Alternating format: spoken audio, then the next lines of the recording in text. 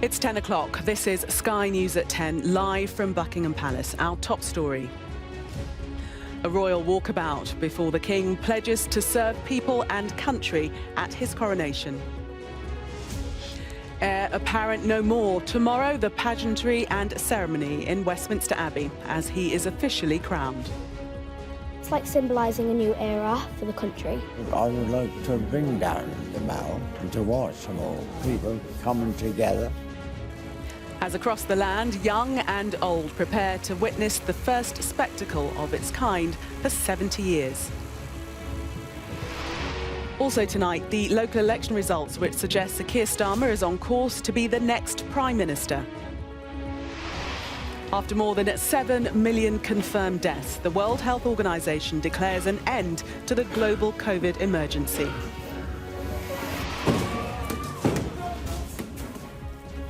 Panic on the underground as passengers smash their way out of their tube carriage, fearing a fire.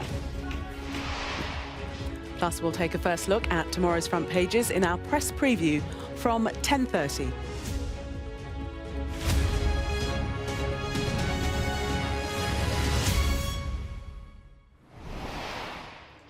Good evening from Buckingham Palace. Tomorrow, a new king will be crowned. For so long, the heir apparent, King Charles, will formally be named monarch in a solemn ceremony at Westminster Abbey. But before that, yet another rehearsal, a reception for world leaders and foreign dignitaries. And this afternoon, an unexpected walkabout to greet crowds on the Mall, many who camped out overnight. Our royal correspondent, Laura Bundock, has tonight's first report. They'd come to see him, so when he went to see them, this was the reaction.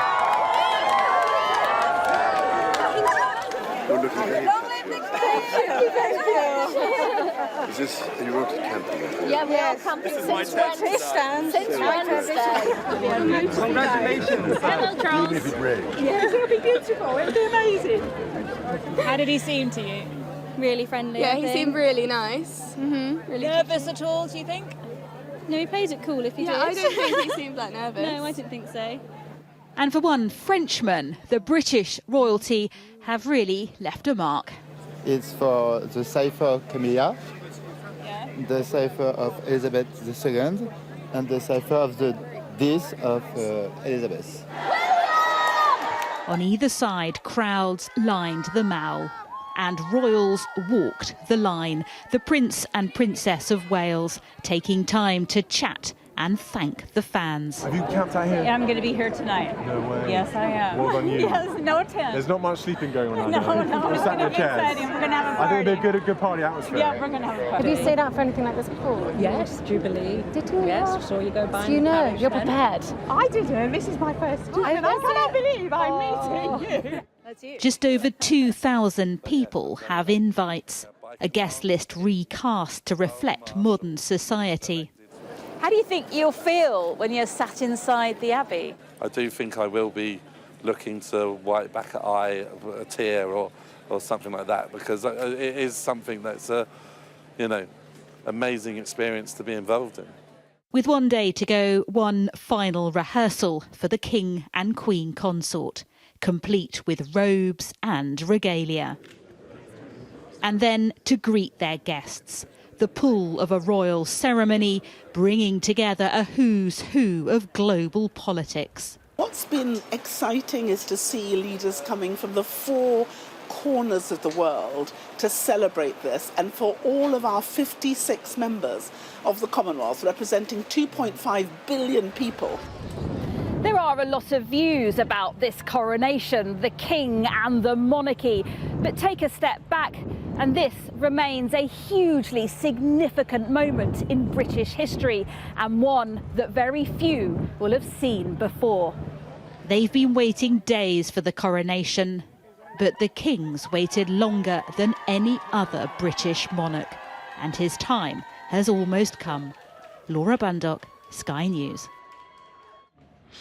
Well, while that ceremony is unfolding inside the Abbey tomorrow, outside, thousands of police officers will be deployed. Today, the head of the Met Police suggested that tolerance for any disruption would be extremely low. But one environmental protester told Sky News that with millions watching, it was the ideal time to spread the climate message. Shaman Freeman-Powell reports. Hundreds have already arrived and thousands more are on the way. It will be one of the biggest ceremonial events ever seen on the streets of London, and the largest security operation. We've got more than 300 VIPs, prime ministers, presidents, royalty from across the globe coming to our city. We'll have hundreds of thousands of people along the ceremonial procession route. And the job of the police staff is a really hard one, to keep us safe, to keep us secure, but to allow everyone to have a good time. And I'm really confident. The preparation, the planning has been fantastic and exemplary. And you can see behind me some of the hard-working police taking a well-deserved break.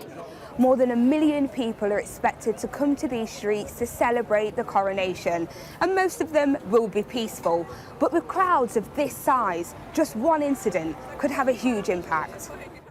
To ensure ironclad protection on the King's big day, more than 11,000 officers have been deployed, aided by new legislation, which carries up to a year in jail for anyone tempted to cause disruption. Our assessment of the tipping point to say this protest has gone beyond the reasonable into being disruptive and therefore we're going to intervene, it's a much lower tolerance than it might be on a normal day. That's what this is about. But the lower tolerance approach seems hard to define. I'm not going to go into every individual case because it depends on what's exactly happening on the ground that day. But if that is going to fundamentally obstruct the enjoyment and celebration for a significant number of people, that's disrupting the event, and that would probably tip us into action. Concerning for activists, whose main tactics involve civil disruption, which on Saturday could land them in jail. What is the right time in the right place? You know, whenever they say this, it's always, why don't you go to the pavement when nobody can see you and do your little protest? But this is absolutely the right time. Look at how many people are here in Parliament. This is the ideal opportunity.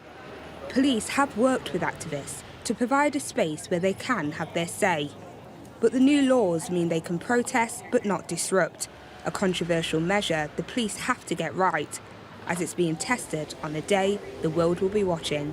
Shimon Freeman-Powell, Sky News. And our royal correspondent Laura Bundock is with me now. Laura, a big moment for the King tomorrow. A King keen to make his mark on the ceremony and on the monarchy. It really is a huge moment, a significant milestone for the British monarchy, but a really important personal event for the King as well. We had a lot of pageantry last year for the late Queen with her Platinum Jubilee and, of course, her funeral. But what struck me is the crowds lining the Mall, several people deep in places. They're all here for the King.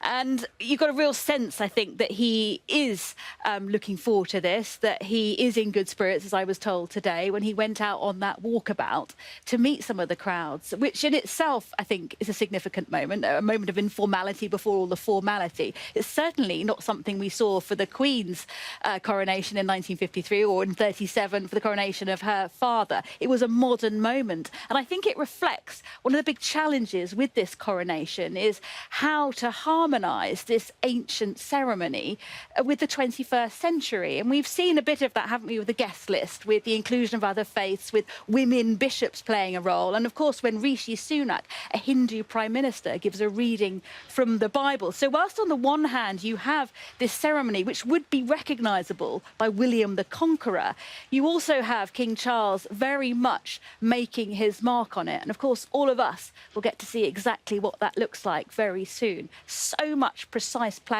and preparation is now finally finished. The only thing they have absolutely no control over is the weather. And frankly, who knows what's going to happen there? We shall see, we shall see. Maybe wellies might be in order. Laura, thank you. Now, moving away from the coronation, it's the tale of two leaders after today's local elections. Prime Minister Rishi Sunak admitted that his party's bruising defeat had been disappointing. Labour's Sir Keir Starmer looks more likely than ever to become the next Prime Minister, but without an overall majority. So with all but a few results now in, the Conservatives have now lost more than 1,000 seats, the threshold identified by election analysts as the sign of a disastrous performance. And strong gains, not just for Labour, but also for the Lib Dems and the Green Party, as our political editor, Beth Rigby, reports. Early morning in Medway, jubilation.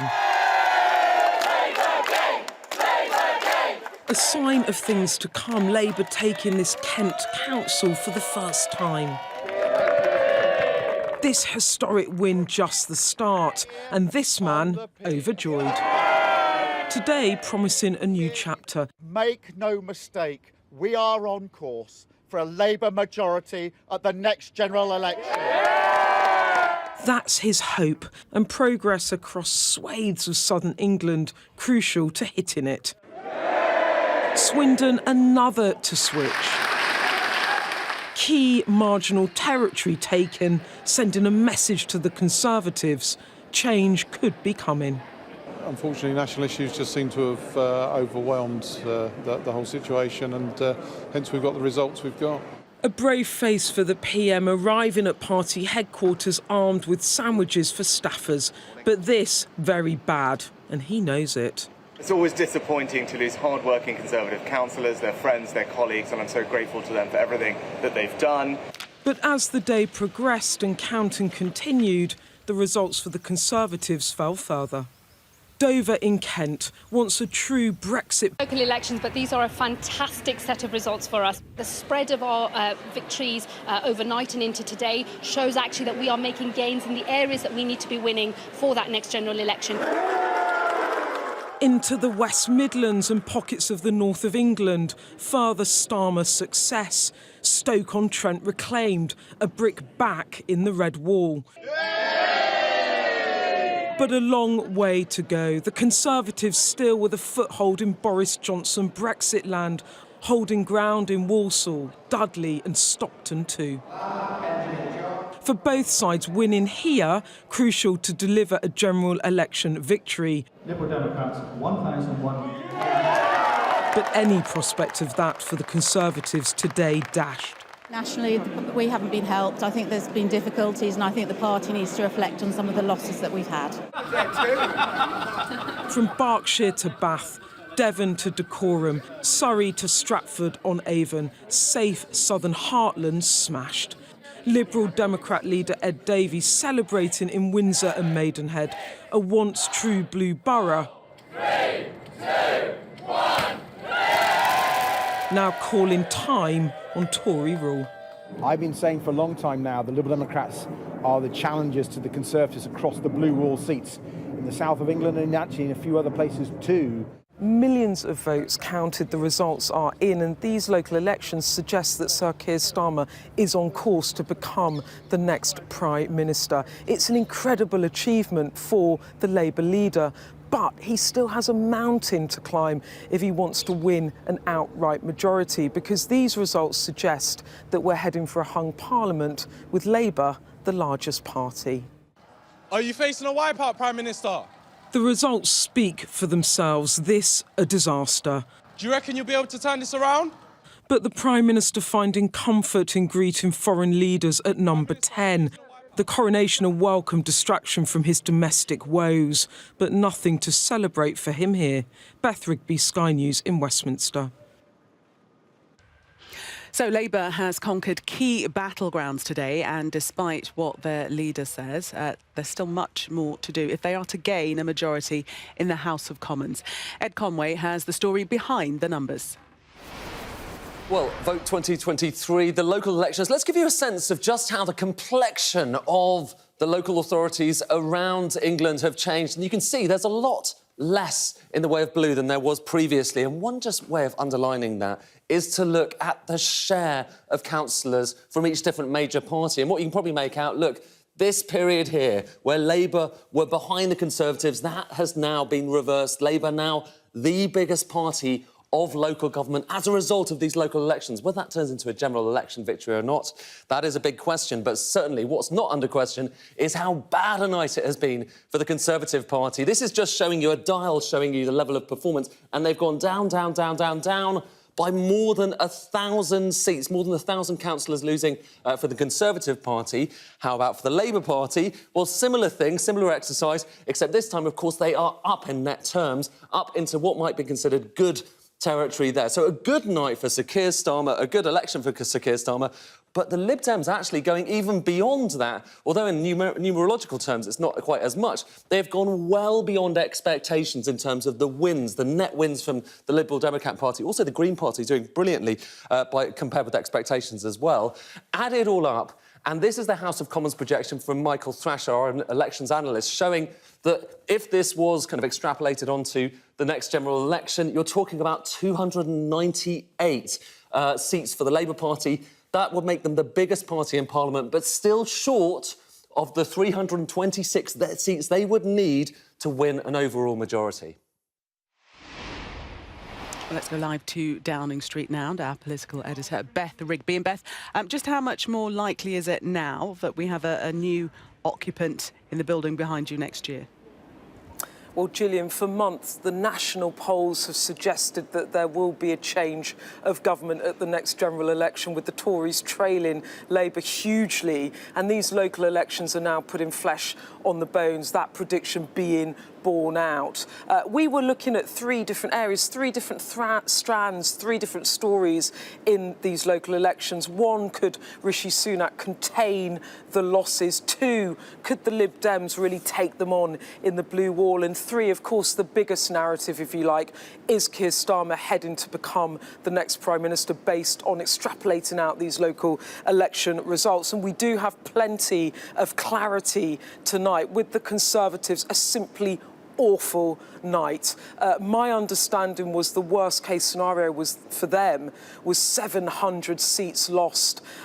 They've gone over 1,000. I mean, it really is their worst nightmare coming true. Losses up and down the country, with all parties taking bites out of them. And for Rishi Sunak in number 10 tonight, he must be thinking, I'm not going to be coming back through this door at the next general election. They'd hoped to close the gap on Labour, will be in touching distance. That just hasn't been borne out. And it's largely down not just to Labour, but the Liberal Democrats, they've had a barnstorming night, beyond their wildest expectations, seat gains of over 400. To put it into context, we thought 150 they would be doing well and would be looking to threaten the Conservatives at a general election, some of those Tory shires that are Lib Dem facing. That's the battleground. They've done far better than that. And then we come to Labour, and Keir Starmer, solid progress, a good night, but sharing the limelight a bit with the Liberal Democrats. One very senior Labour figure saying to me tonight that they were great results, not just because of the numbers of seats, but the places, the key battlegrounds that Keir Starmer has taken. Also saying that it's unbelievable to them that the Tories exceeded their 1,000 losses. But in reality, the fact remains that Keir Starmer, while it looks more likely now based on these results that he will be heading to number 10 as potentially the next Prime Minister, he is not, as it stands, going to be doing that on the terms of Tony Blair back in '97, where he had that landslide win. At the moment, it's looking like Labour are heading to be the largest party, but a hung parliament. And that leaves Keir Starmer, quite frankly, with plenty of work to do in the next year to try to convince more voters to come over to him. OK, Beth, thank you very much for the moment. So, a wipeout for the Conservatives and relative success for Labour. But was this an election fought on local issues, driven by weariness of the government or enthusiasm for the alternative? Sky's Nick Martin spoke to those who voted and many who didn't in Buxton in Derbyshire to find out.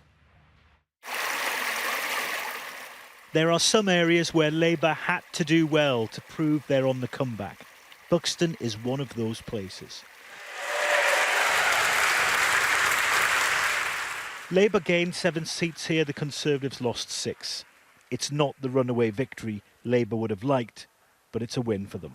Before the election, no single party was in overall control in this area, although Labour did have the majority of seats. And speaking to people in this town, there's definitely a sense of apathy, even weariness towards the Conservatives. But Labour know that support for them isn't a sure-run thing either. There's a lot of apathy here. Keris and Darryl, they decided not to vote this time. Nothing ever comes of what they say anyway in the first place, really, does it? So, yeah. It's a bit sad though, that, isn't it? Like, it is. Because you could take an active part, you could put your cross on the box, you could say, like, I want you in, I want you out.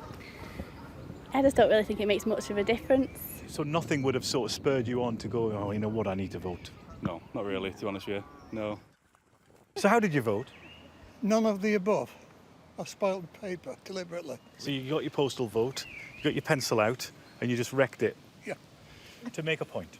Yes. And what is that point that you're trying to make? Don't want any of them. But those people who did vote, like Rachel, who's voted for all the main parties in the past, says she wants something new now.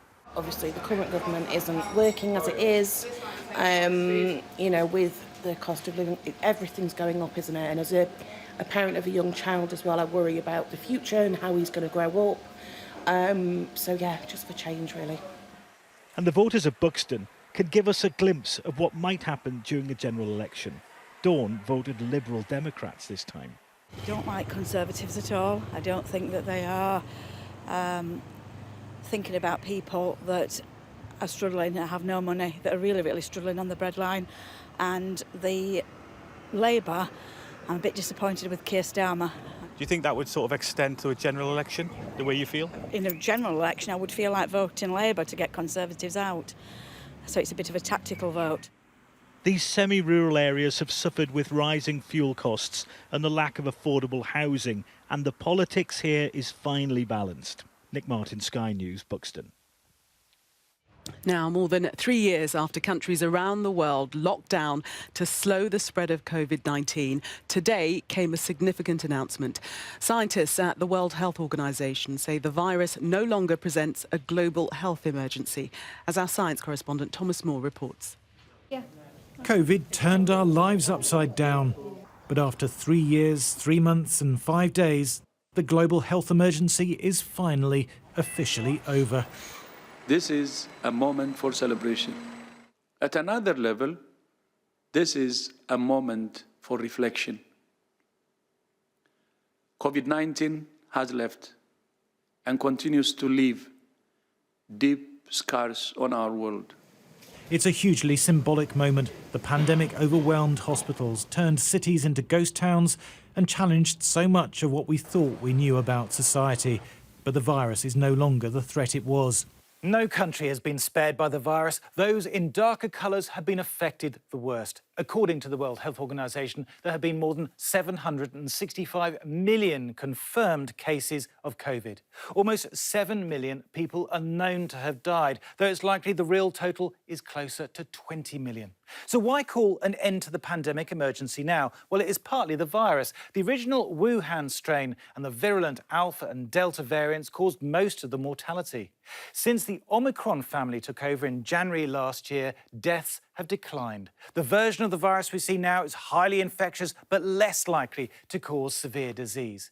And, of course, there is the vaccine, with more than 13 billion doses given up to the end of April. Khalid is on his 5th dose, convinced the virus is still a threat. I don't think the pandemic's gone, personally, and just to be safe than sorry. Our health problems, just to be safe than sorry. The WHO warns nations must not drop their guard.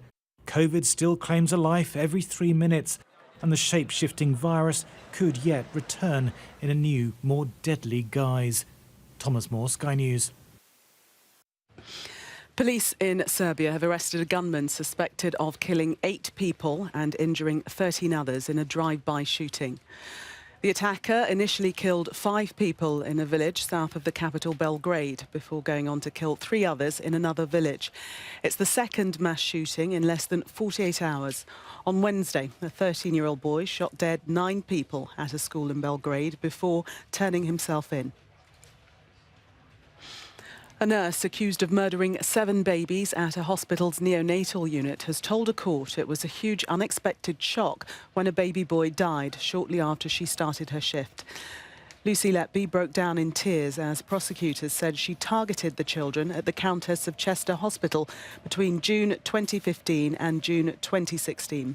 She denies murdering 7 babies and attempting to kill 10 others.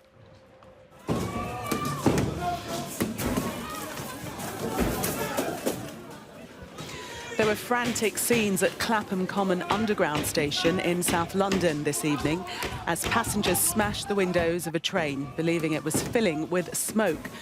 British Transport Police says it's believed that brake dust, which is often confused with burning and smoke, got into the carriage and caused the panic. There were no reports of any injuries. Well, let's return now to what will be a hugely significant day, the coronation of the first monarch for 70 years. The royal family and those involved in the ceremony have rehearsed the moment for several weeks. Tomorrow, it happens for real. At 7:30 a.m, guests will begin arriving at Westminster Abbey. The King's procession will depart from Buckingham Palace at 10:20.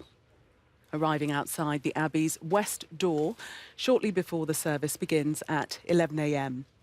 The King will be crowned around halfway through the ceremony. Then at 1 o'clock, the new King and Queen will depart in a coronation procession that will take around 45 minutes to return to Buckingham Palace. And finally, at 2:30, they'll be joined by members of the royal family on the palace balcony, and along with tens of thousands on the Mall, will be treated to a military flypast. Well, millions will be watching, and a poll for Sky News suggests 2 out of 3 people will hold their own celebrations tomorrow. That's a lot of bunting and warm beer. And for some who lived through the last ceremony in 1953, a chance to reflect on how much has changed. Ashna Huranag reports. It is a welcome coincidence that some of those who live down this road remember the last time it happened. Cynthia is expecting a more toned-down celebration to the one she watched aged 23. Nonetheless, she'll be tuning in from the crack of dawn. Oh, it was lovely. You know, the Queen was so pretty.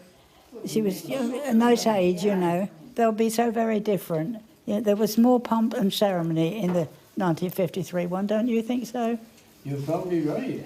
Ken says it will be nostalgic, but not in all the ways he'd like. I suppose, you know, if I was a lot younger and one thing and another, I would like to have been down the Mall and to watch them all, people coming together. You'll get to see, Ken, 2 British monarchs being crowned in your lifetime. Yeah. What's that like? Astronomical, I think. Or a sign that I'm getting old. They have a semblance of what to expect, but many of us simply don't. The children of Lawn Primary School in Derby are full of expectation and anticipation. It's like symbolising a new era for the country, and it's everyone's just coming together as a country to watch it. I can spend time with my family and watch the king get crowned. It's for the country to celebrate him, basically, getting crowned. So that's what I'm really looking forward to. At least they've got the necessary attire and plenty of enthusiasm. These seamstresses are helping the nation with that too. Their machines haven't stopped churning out the decorations. In the last 2 months, we have produced 100 kilometres of bunting, which is probably about 2 or 3 times the amount of bunting we would do in any one year, and that's just purely for the coronation. The coronation of one man. Big smile. All eyes may be on the capital, but much of the nation too will also be bathed in red, white and blue. Ashna Haranag, Sky News in Cambridgeshire. And be sure to tune in to Sky News tomorrow.